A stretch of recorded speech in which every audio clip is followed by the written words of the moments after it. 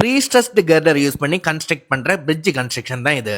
சாயிலோட எஸ்பிசியை depend பண்ணி இதுக்கு open foundation இல்லைன்னா பைல் ஃபவுண்டேஷன் கொடுப்பாங்க. பைல்ஸுக்கு மேல பைல் கேப் கொடுப்பாங்க. அதுக்கு மேல இருக்கிற இந்த காலம் மாதிரியான ஸ்ட்ரக்சரை பியர்னு சொல்லுவோம். அதுக்கு மேல கேன்லிவரா இருக்கிற இந்த போர்ஷனை பியர் கேப்னு சொல்லுவோம். பிரிட்ஜோட ரெண்டு எண்ட்லயும் பியர் அண்ட் பியர் கேப்புக்கு பதிலாட்டு அபூட்மெண்ட்ங்கிற ரீடைனிங் ஸ்ட்ரக்சர் இருக்கும். அது பிரிட்ஜோட ரெண்டு எண்ட்லயும் ஃபில் பண்ற சாயில ரீடைனிங் பண்ணும். பியர் கேப்புக்கு மேல பெடஸ்டல்ஸ் ரேஸ் பண்ணி அதுக்கு மேல கிட்டர்ஸ் பிளேஸ் பண்ணுவாங்க. வைப்ரேஷனை ரெசிஸ்ட் பண்றதுக்கு எலக்ட்ரோமேரிக் பேரிங்கிற ஒரு எலிமெண்ட பெடஸ்டலுக்கும் கர்டருக்கும் இடையில பிளேஸ் பண்ணுவாங்க. எல்லா கர்டர்ஸையும் சப்போர்ட் எண்ட்லயும் ஸ்பேன் அதிகமா இருந்தா கிடைக்கும் டயப்ரம் கொடுத்து டைப் பண்ணிடுவாங்க. கர்டர்ஸுக்கு இடையில இருக்கிற அந்த பி மாதிரியான போர்ஷனை தான் டயப்ரம்னு சொல்றது. கர்டருக்கு மேல டெக் ஸ்லாப் கொடுத்து எண்டில கிராஷ் பேரியர் கொடுப்பாங்க.